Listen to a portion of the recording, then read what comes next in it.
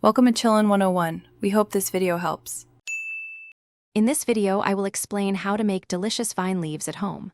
First, select high-quality vine leaves, either fresh or brined.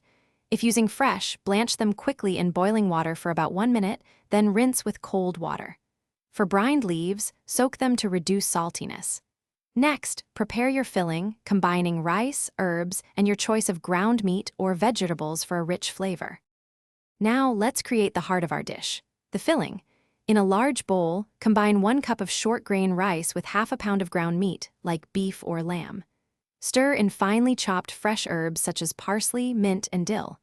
Add 1 diced onion, 2 crushed garlic cloves, and 1/4 cup of olive oil. Season generously with salt, black pepper, and a pinch of allspice for that authentic taste. Rolling vine leaves perfectly takes a little practice, but it's easy once you get the hang of it.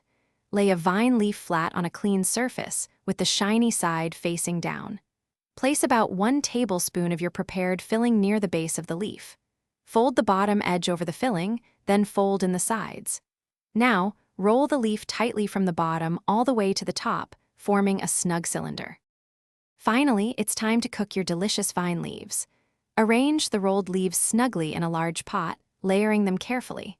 Pour a liquid mixture of lemon juice, water, and a little olive oil over them. Place a heat-proof plate on top to keep the leaves submerged.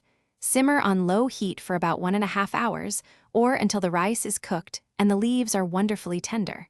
Serve warm with a dollop of yogurt. Thanks for watching. Consider subscribing if we helped you.